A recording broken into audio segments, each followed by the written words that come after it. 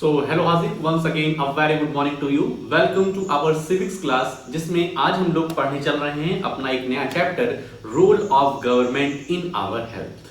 Health तो हम लोग जानते ही हैं, हेल्थ मतलब होता है स्वास्थ्य, और हम सभी हेल्दी रहना चाहते हैं। हेल्दी रहने में हैप्पीनेस रहती है, और हम सिक हो जाते हैं तो बहुत ही दुख होता है, बहुत ही डिप्रेशन रहता है, अच्छा नहीं लगता है, वीकनेस लगती है। तो हेल्दी पर्सन क्या है, स्ट्रॉन्ग पर्सनालिटी को शो करता है, एक हैप्पी पर्सनालिटी को शो करता है। तो हम सभी हेल्दी रहना चाहते हैं। इस चैप्टर में हम देखेंगे कि आखिरकार हमारी जो गवर्नमेंट है वो हमारी हेल्थ के लिए क्या क्या चीजें कर रही है। ठीक है, तो इस चैप्टर को हम दो पार्ट में डिवाइड करेंगे, और आज पार्ट 1 रहेगा, आधा चैप्टर हम लोग आज कवर करेंगे।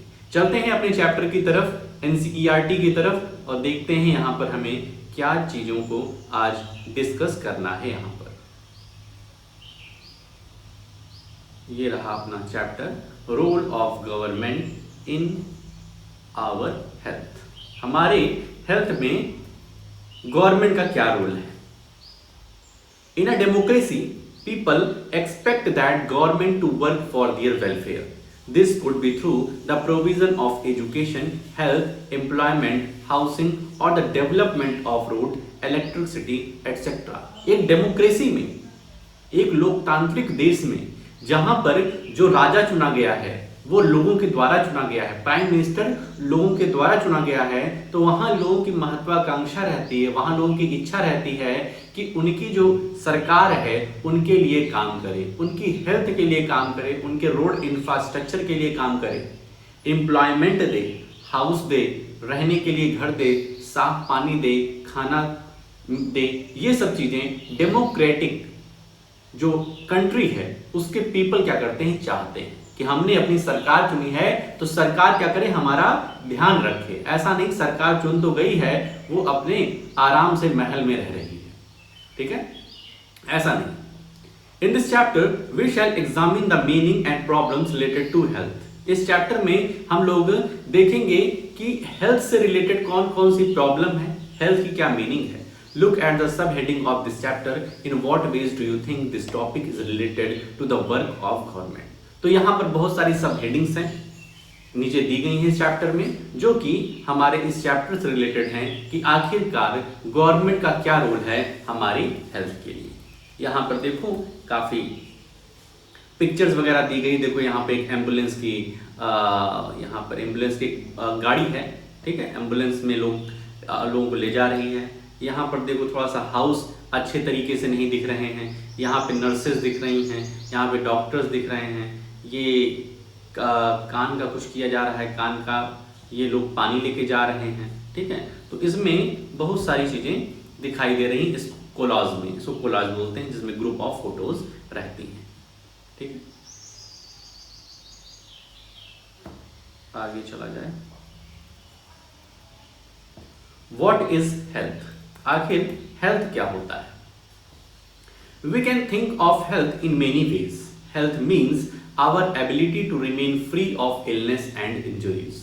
अगर हेल्थ का मतलब पूछा जाए तो यही हम लोग कहेंगे, हेल्थ मतलब ये होता है कि हमें कोई बीमारी ना हो, हमें कोई चोट ना लगी रहे, तो हम कहेंगे वी आर हेल्दी। हम सब क्या हैं, हेल्दी। लेकिन अगर कोई बीमारी है, जुकाम है, नाक बह रही है, दस्त लगी हुई है, या कहीं पे चोट लग गई है, तो हम कहेंगे भाई साहब हम क्या हैं, इल हैं, हम क्या हैं, बीमार हैं, हम हेल्दी नहीं हैं। But health is not only about disease. लेकिन कह रहे हैं कि हेल्थ सिर्फ डिजीज से रिलेटेड नहीं है। You may have associated only some of situation in the above clause with health. जो ऊपर कोलाज दिया हुआ है, ऊपर फोटोज दी गई है, तुम कुछ ही फोटो को हेल्थ से रिलेटेड मान रहे होगे। जैसे कि इस एम्बुलेंस को हेल्थ से रिलेटेड मान रहे होगे, डॉक्टर नर्सेज जो दी गई हैं इनको हेल्थ से मान रहे होगे। लेकिन ये जो घर है, घर को हेल्थ से रिलेट नहीं कर पा रहे होगे। ये पानी जो लेके जा रहे हैं इसको हेल्थ से रिलेट नहीं कर पा रहे होगे। ये बच्चे दौड़ रहे हैं तो हेल्दी होंगे, ये तो हम लोग रिलेट कर पा रहे हैं। लेकिन यहाँ जो पानी की बहुत सारी बाल्टियां लगी हुई हैं, बहुत सारे मतलब वो लगे हुए हैं, बर्तन लगे हुए हैं, इसको रिलेट नहीं कर पा रहे होगे। लेकिन ये सब हेल्थ से रिलेटेड हैं, इस चैप्टर में हम लोग देखेंगे। What we often ignore is the fact that each of the above situation is related to health. जितना भी कोलाज में सिचुएशन दी गई हैं सब की सब हेल्थ से किसी ना किसी प्रकार से रिलेटेड हैं. Apart from disease, we need to think of other factors that affect our health.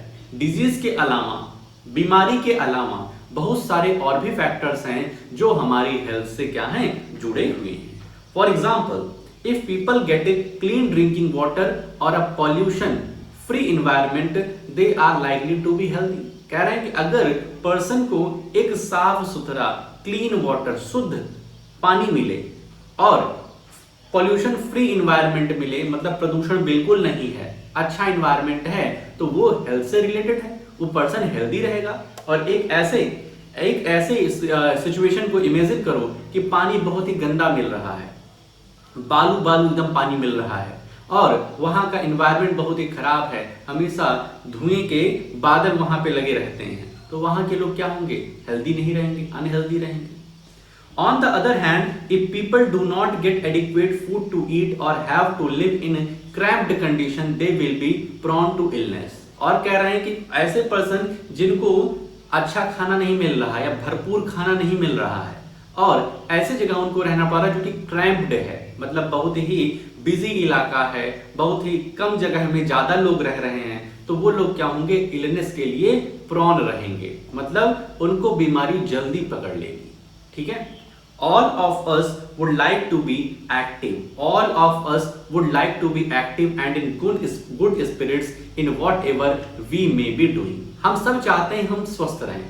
कोई नहीं ये चाहता कि वो अस्वस्थ रहे, कोई नहीं चाहता कि वो खराब पानी पिए. ठीक है कि चाहते हो ना कि अच्छा पानी पियो, अच्छा खाना खाओ, अच्छे कपड़े पहनो और स्वस्थ रहो. जब बीमारी लगती है तो बहुत ही खराब लगता है, बहुत ही दुख होता है कि अरे यार कहाँ से मैं बीमार हो गया, बहुत ही दर्द होता है शरीर में. तो सभी लोग एकदम एक्टिव रहना चाहते हैं, गुड स्पिरिट में रहना चाहते हैं. It is not healthy to be dull, inactive, anxious और scared for long stretches of time. कोई भी नहीं चाहता वो अनहेल्दी रहे, इनएक्टिव रहे, एंग्सियस परेशान रहे, डल सा रहे, एकदम बुझा सा रहे और डरा रहे. Scared for long stretches of time, बहुत देर तक के लिए कोई डरा रहे, ऐसा कोई नहीं चाहता. वो चाहता है कि वो एकदम निर्भीक रहे, निडर रहे, वो किसी का डर ना रहे, एकदम शेर की तरीके से जिए, चाहता है ना.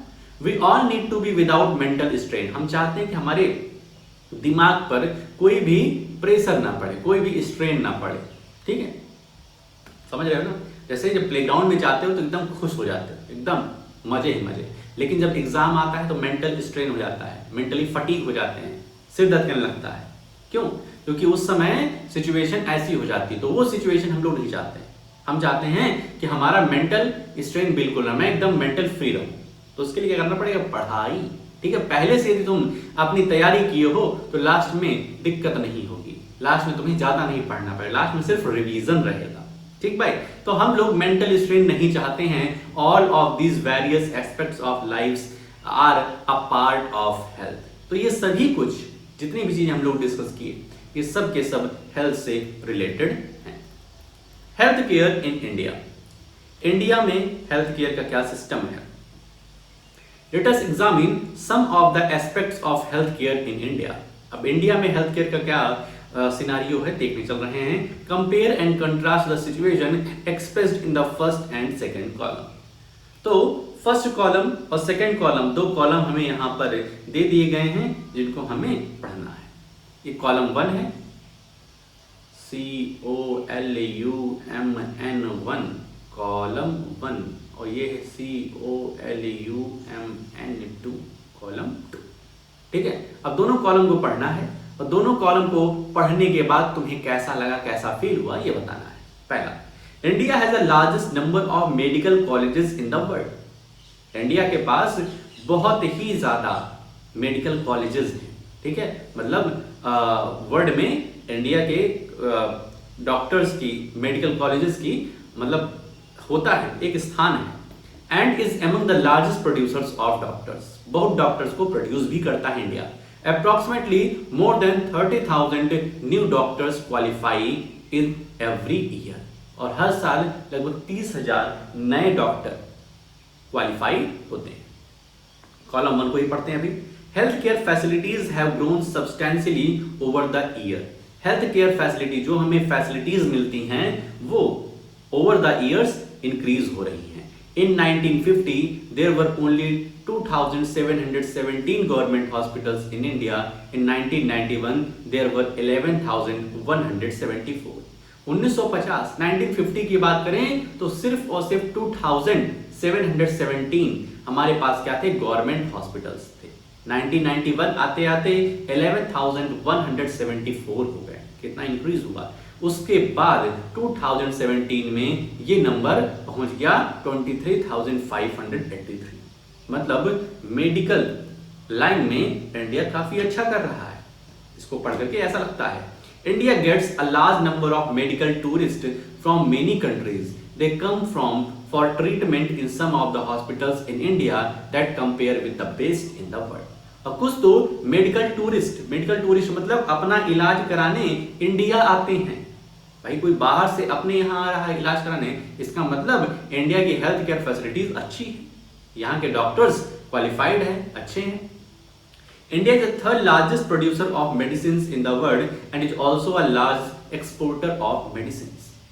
दुनिया की थर्ड नंबर पे आने वाली है जो कि ज्यादा मेडिसिन प्रोड्यूस करती है और लार्ज एक्सपोर्टर ऑफ मेडिसिन भी है। मतलब ज्यादातर मेडिसिन को ये बाहर भेजती है। ठीक है, तो कॉलम 1 पढ़ के लगा कि इंडिया की हेल्थ केयर फैसिलिटीज क्या है भाई साहब, बहुत ही बढ़िया है। Column 2, most doctors settle in urban areas. ज्यादातर डॉक्टर्स शहर में रहते हैं। People in rural areas have to travel long distances to reach a doctor. और जो पर्सन रूरल गांव में रहते हैं उनको दूर मतलब लॉन्ग ट्रेवल करना पड़ता है डॉक्टर पहुंचने के लिए। जैसे तुम इलाहाबाद में रहते हो, एक शहर में रह रहे हो, तो वहां पर हेल्थ केयर फैसिलिटीज क्या है, बहुत बढ़िया है। जब चाहो तो डॉक्टर मिल जाएंगे। लेकिन हम गांव में रहते हैं, यहां से पहुंचने में इलाहाबाद समय लगेगा, या प्रतापगढ़ मेन सिटी पहुंचने में समय लगेगा जहां पे डॉक्टर्स बैठते हैं। ठीक है, तो कंपेयर कर सकते हो। यहाँ पर तुम्हें गांव में बहुत अच्छे डॉक्टर नहीं मिलेंगे, टेम्परेरी तो मिल जाएंगे, मेडिकल स्टोर वगैरह मिल जाएंगे, लेकिन अच्छे डॉक्टर्स नहीं मिलेंगे।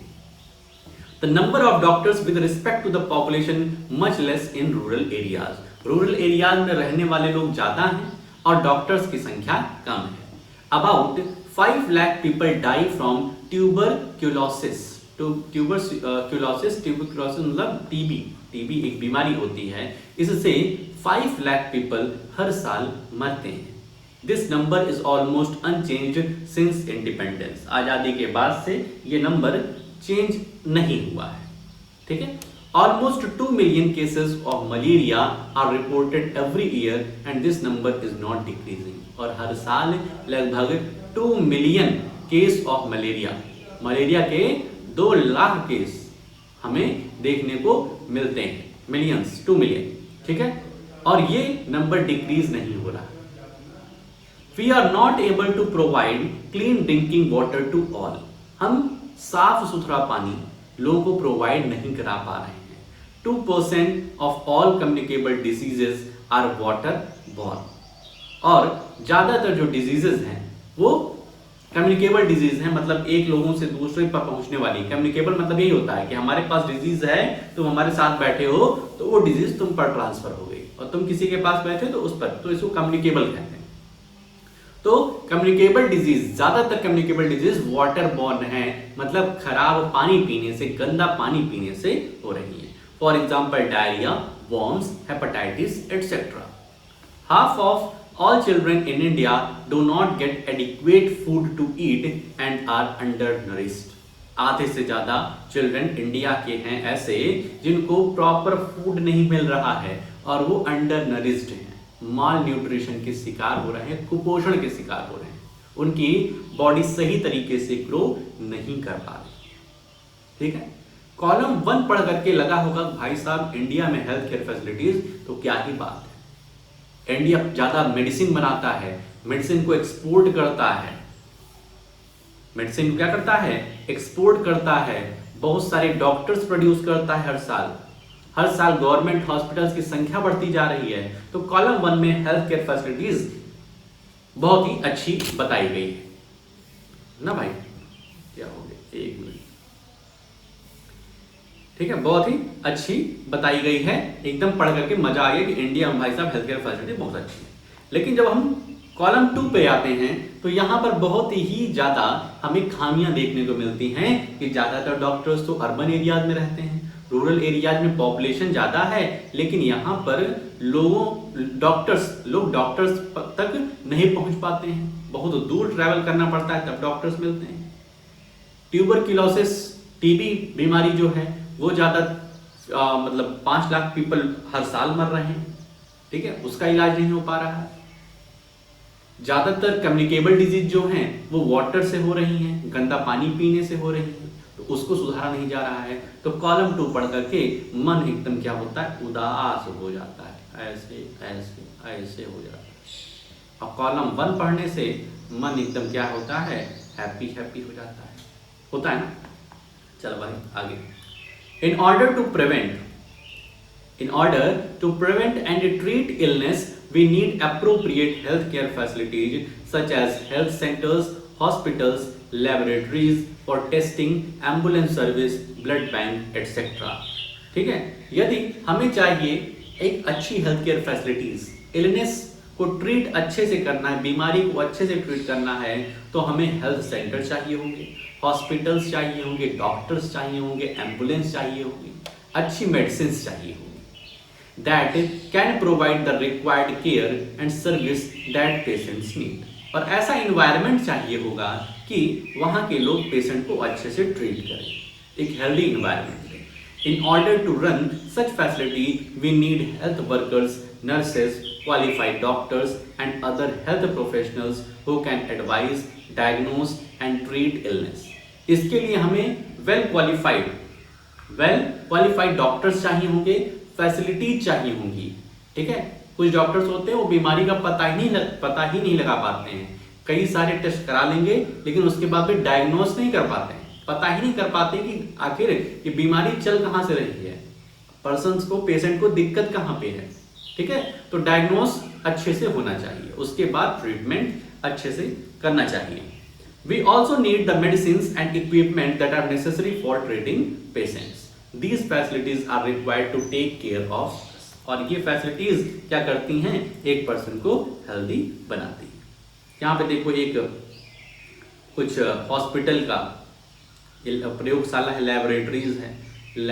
लेबोरेटरी में क्या होता है, खून की जांच, देखो यहाँ लिखा है खून की रिपोर्ट यहाँ से शाम को लें इतने बजे, कुछ लिखा हुआ उसके ऊपर पैम्पलेट चिपका हुआ है, ठीक है। तो लेबोरेटरी में क्या होता है, जब हमारे ब्लड की जांच होती है, कुछ दिक्कत होता है तो हम लोग जाते हैं वहाँ पर, बहुत सारी जांचें होती हैं, सिटी स्कैन होता है, MRI होता है, ठीक है। तो ये सब लेबोरेटरीज में होता है। India has a large number of doctors, clinics and hospitals. India के पास बहुत सारे डॉक्टर्स हैं, क्लिनिक्स हैं, हॉस्पिटल्स हैं। The country also has considerable experience and knowledge in running a public health care system। Public health care system मतलब ये समझ लो कि गवर्नमेंट हॉस्पिटल्स काफी है। This is a system of hospitals and health centres run by the government. It has the ability to look after the health of a large section of its population scattered over hundred of thousands of villages. तो health care facility बनाई गई, health care system बनाया गया है, government hospital खोले गए हैं जिससे लोग क्या हो सके, वहां पर आए और अपनी बीमारी का इलाज करवा सके। We will go into more detail on this later. Moreover, there has been a phenomenal advancement in medical sciences whereby many new technologies and treatment procedures are available in the country। और नई नई technology आने से अब health care facilities और भी ज्यादा अच्छी हो गई हैं इंडिया में, ठीक है। पहले जो जांच करने के लिए मतलब जो जांच इंडिया में नहीं हो पाती थी, या जो जांच हमारे शहर में नहीं हो पाती थी, दूसरे शहर, बड़े बड़े शहरों में जाना पड़ता था, अब हमारे ही शहर में हो जाती है, ठीक है। हाउएवर द सेकंड कॉलम, जब सेकंड कॉलम हम लोग पढ़ रहे थे, बगल वाला जिसमें एकदम मन उदास हो गया था। However the second column points out how poor the health situation in our country is. पहले कॉलम को पढ़ करके तो बहुत ही अच्छा लगा, हैप्पी फील हुआ, प्राउड फील हुआ कि इंडिया में तो बहुत ही अच्छी फैसिलिटीज हैं। लेकिन दूसरे कॉलम पे आने पे हमें पता चला कि हेल्थ सिचुएशन उतनी भी अच्छी इंडिया की नहीं है। With all the above positive developments, we are not able to provide proper health care facilities to people. इतने सब के बावजूद हम हेल्थ केयर फैसिलिटी सभी पर्सन तक नहीं पहुंचा पा रहे हैं। जो रूरल एरियाज में रह रहे हैं वो इनसे वंचित रह जा रहे हैं। This is the paradox. Paradox मतलब होता है something that is contrary to what we would expect. हमने जो आशा की थी भाई साहब हेल्थ केयर फैसिलिटी तो एकदम भाई साहब नंबर 1 है, लेकिन ऐसा नहीं है। ठीक है, कंट्राडिक्ट कर रहा है इस एजम्पशन को। Our country has the money, knowledge and people with experience but can not make the necessary health care available to all. हमारी कंट्री के पास मनी में आंका पैसा, नॉलेज है, पीपल हैं एक्सपीरियंस के साथ, लेकिन फिर भी हेल्थ केयर जो फैसिलिटी नेसेसरी है उनको सभी तक नहीं पहुंचा पा रहे हैं। In this chapter we will look at some of the reason for this. इस चैप्टर में हम लोग देखेंगे कि आखिर इतना सब कुछ होने के बावजूद, इतनी डेवलपिंग कंट्री होने के बावजूद सभी पर्सन तक हेल्थ केयर फैसिलिटी क्यों नहीं पहुंचा पा रही हमारी सरकार। ठीक है, अब आता है एक बहुत ही इंटरेस्टिंग सी story, the cost of a cure. Cure मतलब होता है इलाज, कॉस्ट मतलब पैसा। इलाज में कितना पैसा लगा। चल भाई, Aman and Ranjan are good friends. Aman और रंजन बहुत ही अच्छे दोस्त हैं। While Ranjan comes from a well-to-do family, Aman's parents have to struggle to make ends meet. Ranjan जो है थोड़ा सा अच्छे परिवार का है, मतलब वहां पर अच्छे से हर फैसिलिटी उसको मिल जाती है, खाना पानी, रहन सहन, उसका कपड़े वपड़े सब एकदम अच्छे रहते हैं। वेल टू डू मतलब बहुत ही अच्छा परिवार है। ठीक है, लेकिन जो अमन के पेरेंट हैं वो थोड़ा सा गरीब हैं। ठीक है, वो 2 वक्त की रोटी का जुगाड़ करने में उनको स्ट्रगल करना पड़ता है। ठीक भाई, hi Aman, good to see you back, how have you been. अब भाई साहब रंजन जो कि एक अच्छे परिवार से है, वहां पर मतलब अमीर है, थोड़ा सा समझ लो, ठीक है, रिच है, तो वो अमन से कहता है, अमन बहुत दिन बाद स्कूल आ रहा है, तो ये रंजन उससे हाथ ऐसे करता है, वेव करता है, तो कहता है अमन कैसे हो, अच्छा लगा तुम्हें देख करके, बताओ इतने दिन कहाँ रहे। फिर अमन क्या कहता है, I had viral fever and had to go to the hospital. मैं थोड़ा सा वायरल फीवर का शिकार हो गया था, वायरल फीवर हमको हो गया था, इस वजह से हॉस्पिटल में गया था। रंजन बोलता है, oh me too, I just got back to school on Monday. अरे वो कहता है मुझे भी वायरल फीवर हुआ था, लेकिन मैं तो मंडे को स्कूल आ गया था, एक दिन में मैं ठीक हो गया था। My daddy took me to see the doctor at the new hospital in Kingsway. मेरे पापा, डैडी कह रहा है ना, थोड़ा सा मतलब रिच है, कह रहा है मेरे डैडी जो हैं वो मुझे किंग्सवे, एक नया हॉस्पिटल, किंग्सवे में एक नया हॉस्पिटल बना हुआ है, वहां मेरे पापा ले गए थे। इट वॉज वेरी एक्साइटिंग, वो बहुत ही मजेदार हॉस्पिटल था। अब उस मजेदार हॉस्पिटल की कहानी को ये बता रहे हैं कौन, रंजन भाई साहब। The building looked so posh. जो बिल्डिंग थी बहुत ही लग्जूरियस लग रही थी, बहुत ही अच्छी लग रही थी। I thought it was a 5-star hotel. Daddy said that was because it was a private hospital with the best of facilities. मुझे लगा ये तो 5-star होटल जैसा है, लेकिन फिर हमारे डैडी ने बताया कि एक प्राइवेट हॉस्पिटल है, इस वजह से तुमको यहाँ पर इतनी फैसिलिटीज, इतना साफ सुथरा देखने को मिल रहा है। डैडी हैड टू पे ₹500 at the reception counter itself. ठीक है, रिसेप्शन काउंटर एक फीस लगती है, डॉक्टर को दिखाने के लिए एक फीस लगती है, तो सबसे पहले मेरे पापा ने ₹500 फीस दिया। Before we even met the doctor, मतलब डॉक्टर के मिलने से पहले ही रिसेप्शन पे ही हमारे पिताजी ने क्या किया, ₹500 दिया। There was nice music playing and everything was really clean and shiny. वहां पर हर चीज क्लीन था, एक म्यूजिक भी बज रहा था हॉस्पिटल में। The doctor asked for many test but everyone was so friendly. Doctor ने मेरे कई सारे टेस्ट कराए, लेकिन सभी के सभी वहां पे बहुत ही फ्रेंडली थे, बहुत ही अच्छे से बातचीत कर रहे थे। The lady who took my blood for testing told me so many jokes that I forgot to feel the pain. जो लेडी हमारा ब्लड टेस्ट ले रही थी, ब्लड निकाल रही थी हमारे हाथ से, वो मुझे कई सारे जोक सुना रही थी। मतलब एनवायरनमेंट एकदम हैप्पी रह रहे थे। भाई सब पैसा लिए है ना, तो एनवायरनमेंट तो हैप्पी रखेंगे, तो हमें जोक काफी सुना रही थी। यहाँ देखो ये लेडी है, ये इनसे रंजन से बात कर रही है। And have you heard the one about Batman on reality TV. Lady पूछ रही है क्या तुमने बैटमैन का नाम सुना है, जोक वगैरह हो रहे हैं। After the test results came we went back to the doctor. Test result हुआ, उसके बाद मैं डॉक्टर के पास गया। He looked through them and said everything was fine. Test देखने के बाद डॉक्टर ने कहा सब कुछ चंगा है, कोई दिक्कत नहीं है। And I only had viral fever, कहा कि इससे सिर्फ वायरल फीवर है, कोई खास बीमारी नहीं है। He prescribed some medicines and rest, मुझे कुछ दवाइयां दी और रेस्ट करने के लिए कहा। अब डॉक्टर देखो कैसे बोल रहे हैं, and so young man this pink pill should be taken 3 times a day। ये जो गुलाबी गुलाबी दवाई है इसको तुम्हें दिन में 3 बार लेनी है, सुबह दोपहर शाम।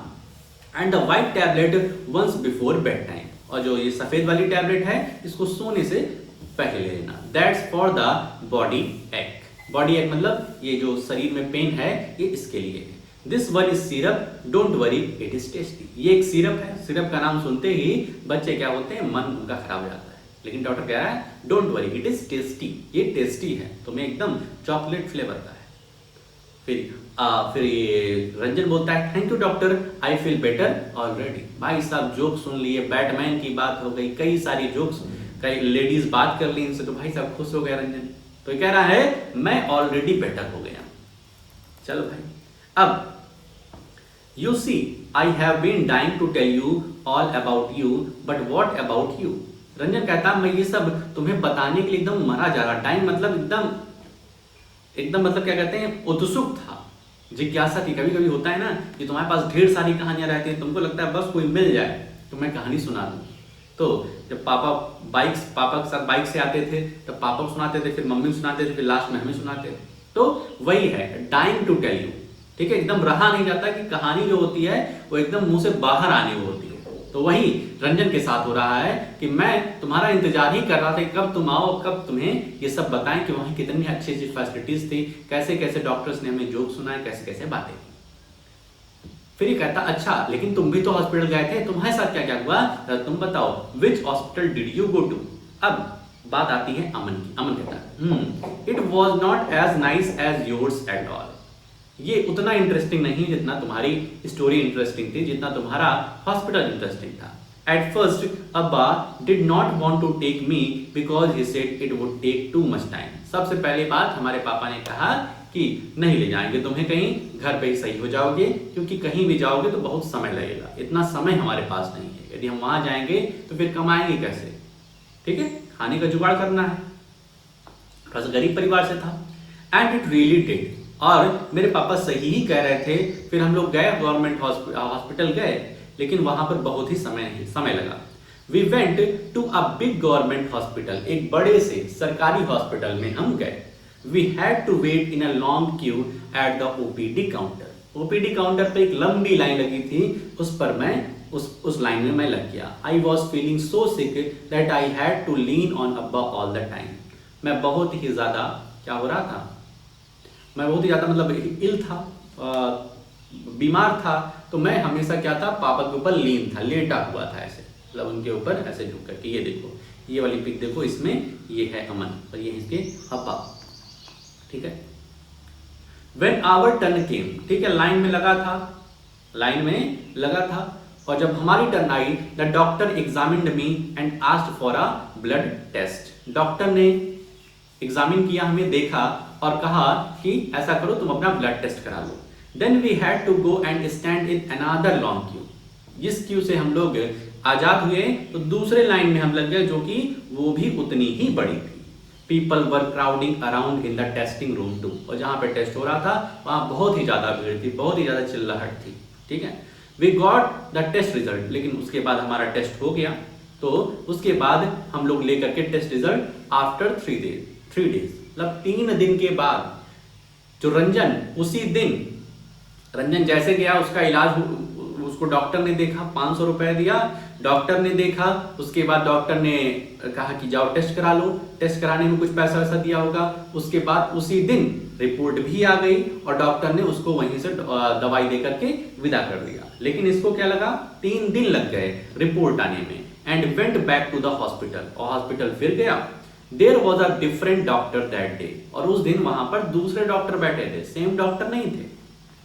Show me his OPD card, and the test results quickly please. अब यहाँ जो लेडी बैठी है कह रही है कि उसका हमें ओपीडी कार्ड दिखाओ जिससे तुम अपना इलाज करवा रहे थे, जिस डॉक्टर ने तुम्हें प्रेस्क्राइब किया था कि ब्लड टेस्ट करा के आओ, और उसका टेस्ट रिजल्ट जल्दी दिखाओ। यहाँ पे बहुत भीड़ है। He seems to be suffering from a bout of viral fever। अब वो कहती है ऐसा लगता है कि तुम थोड़ा सा वायरल फीवर के शिकार हो गए हो। Nothing to worry about, all he needs is this one fever reducing medicine। कहा है कि चिंता करने की कोई बात नहीं, एक छोटी सी दवा ले लो, इसको जाके खा लेना, तुम सही हो जाओगे। My hospital was nice, but they gave me many medicines and the whole thing cost quite a lot। Ranjan कहता है कि भाई साहब मेरा हॉस्पिटल तो बढ़िया था, वहाँ पे एसी वेसी लगी हुई थी, सब लोग अच्छे से बात कर रहे थे, म्यूजिक बज रहा था, लेकिन थोड़ा सा पैसा ज़्यादा देना पड़ा, मेडिसिन हमें ज़्यादा खानी पड़ी। अमन कह रहा है oh my treatment did not cost much. थोड़ी सी फैसिलिटी हमको कम मिली, वहाँ पर भीड़ बहुत थी, मैं एकदम मतलब एक तो ऐसे बीमार था, वहाँ पे और ही मरा जा रहा था, लेकिन इतना ज़्यादा पैसा नहीं लगा, कुछ ही पैसे लगे। ठीक है, एक रुपए की पर्ची कटती है सरकारी हॉस्पिटल में, बस दवाई का खर्चा आता है। तो इस तरीके से यहाँ पर बातचीत हुई, एक इंटरेस्टिंग सी स्टोरी तुमको लगी होगी। ठीक है, तो यहाँ से तुम्हें समझ में आया होगा कि कौन लोग गवर्नमेंट हॉस्पिटल जाते हैं और कौन लोग एक प्राइवेट हॉस्पिटल में जाते हैं। गवर्नमेंट हॉस्पिटल में जाओगे तो पैसा कम लगेगा, लेकिन इलाज में देरी हो जाती है। ठीक है, देख रहे हो 3 दिन बाद इनको रिपोर्ट मिल रही है, और यदि कोई इमरजेंसी केस रहेगा तब तो दिक्कत बन जाएगी। इसलिए लोग पब्लिक हॉस्पिटल में जाते हैं, भले पैसा ज़्यादा लग जाए, लेकिन हमारा आदमी तो बच जाए, पेशेंट तो बच जाए। ठीक है, तो ये सब चीज़ें बात होती हैं, तभी लोग पब्लिक हॉस्पिटल में भागते हैं, क्योंकि वहाँ के लोग अच्छे से केयर करते हैं, वहाँ लोग जल्दबाजी नहीं दिखाते हैं, आराम से बात करेंगे। ठीक है, क्योंकि उनका तो बिल बन ही रहा है, तो उनको क्या ही चिंता। ठीक है, तो इस तरीके से ये कहानी रही। ठीक है, तो जितना हम लोगों ने पढ़ लिया, तुम्हारा काम क्या है बता ही देते हैं। जितना पढ़ लिया है इसकी एक अच्छी सी रीडिंग लगा लेना, कहीं कोई वर्ड नहीं समझ में आ रहा है, सेंटेंस नहीं समझ में आ रहा है, उसको अंडरलाइन करके शाम को पूछ लेना। ठीक है, इसके अलावा जो भी इंपॉर्टेंट पॉइंट्स तुमको इसमें नजर में आए उसको लिख लेना अपनी कॉपी में, और इससे रिलेटेड कोई भी तुम्हारे पास स्टोरी हो कि तुम किसी डॉक्टर के पास गए हो तो वो सब शाम को बताना। तो आज के लिए अपनी इस वीडियो में हम लोग इतना ही रखते हैं, मिलते हैं नेक्स्ट। ओके।